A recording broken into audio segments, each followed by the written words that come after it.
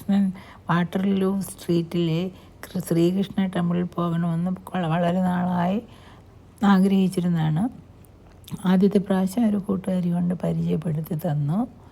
ഇപ്രാവശ്യം ഞാൻ തനിച്ച് പോവുകയാണ് എൻ്റെ കണ്ണനെ കാണാൻ. അപ്പോൾ പോയി കണ്ടിട്ട് രണ്ടാമത് എടുത്തതാണ് ഈ വീഡിയോ.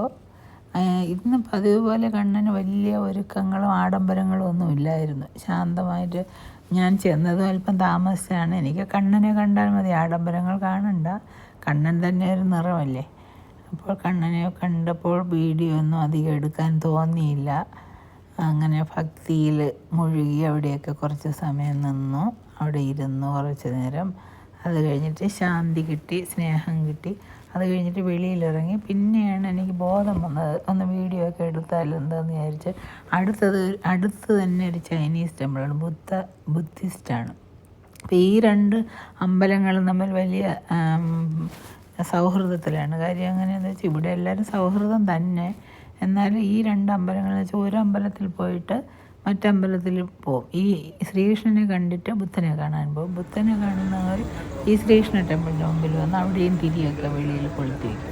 ശ്രീകൃഷ്ണ ടെമ്പിളിൻ്റെ മുമ്പിൽ എഴുതി വെച്ചിട്ടുണ്ട് ചെരുപ്പ് വെളിയിൽ വയ്ക്കണമെന്നൊക്കെ. മറ്റേ ബുദ്ധിസ്റ്റ് ടെമ്പിളിൽ ചെരുപ്പൊക്കെ ഇട്ടുകൊണ്ട് പോകാം. പക്ഷേ ഇന്നിപ്പം ഞാൻ പോയപ്പോൾ ഈ ബുദ്ധിസ്റ്റ് ടെമ്പിളിലായിരുന്നു അതെപ്പോഴും അവർ നല്ല ഒരു അലങ്കരിച്ച് വയ്ക്കുമല്ലോ, ഒരു പ്രത്യേക ചൈതന്യമായിരുന്നു. അപ്പം കൃഷ്ണനെ കണ്ടിട്ട് ആ ശാന്തിയും സ്നേഹവും ഒക്കെ ആയിട്ട് ബുദ്ധനെ കണ്ടപ്പോൾ അവിടെ അങ്ങ് ശാന്തിയുടെ അതിപ്രസരമായിരുന്നു. അയ്യോ, അവിടെ അങ്ങ് ഇരുന്നാൽ എന്തെന്ന് തോന്നി. പക്ഷേ എനിക്ക് അവിടുത്തെ ആചാരങ്ങളൊന്നും വലുതായിട്ട് അറിഞ്ഞുകൂടല്ലോ. അപ്പോൾ അവിടെയൊക്കെ കുറച്ച് നേരം കറങ്ങി നടന്ന് കുറേ ഫോട്ടോയൊക്കെ എടുത്തു. അവർ കുറേ തിരി വെച്ച് ഇങ്ങനെ തൊഴും. ബുദ്ധിസ്റ്റ് ടെമ്പിൾ ആയതുകൊണ്ടായിരിക്കും അധികവും താമരപ്പൂവും ഒക്കെ കലർന്ന ഒരു പ്രത്യേക. അതിനടുത്തുള്ള ചില കൊച്ചു ബുദ്ധൻ കോവിലുകളാണ്. അത് വളരെ മനോഹരമായിട്ടുള്ളതാണ്.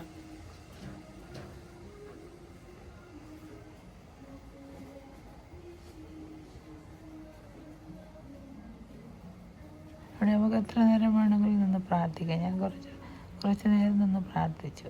ഞാൻ ഗണപതിക്ക് അവിടെ ഒരു വെള്ളമുണ്ട്, അതെടുത്ത് ഇങ്ങനെ ഒഴിക്കും. ഗണപതി നമുക്കിങ്ങനെ ആ വെള്ളം കൊണ്ട് അഭിഷേകമൊക്കെ ചെയ്യാൻ പറ്റും. പിന്നെ കൃഷ്ണനെ പോലെ ഒരു ഓടക്കുഴലൊക്കെ വെച്ചുകൊണ്ട് കൃഷ്ണനായിരിക്കാം ഒരു പക്ഷേ.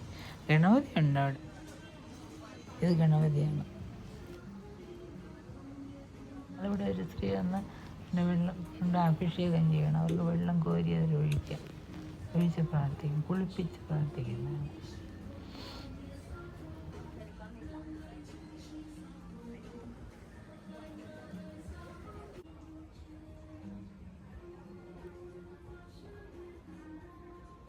അല്ലാണ്ട് ഇത് ബ്രഹ്മാവിനെ പോലെ ഒരു ദൈവം.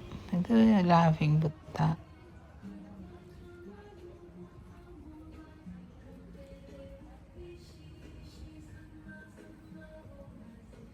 ഈ വീഡിയോയിൽ കാണിച്ചിട്ടുള്ള ബുദ്ധ വിഗ്രഹങ്ങളൊക്കെ അടുത്തുള്ള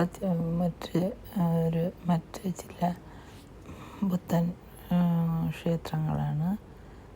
പ്രധാനപ്പെട്ട ബുദ്ധൻ കോവിലിനകത്ത് വീഡിയോ ഒന്നും എടുക്കാൻ അവരധികം സമ്മതിക്കുകയില്ല.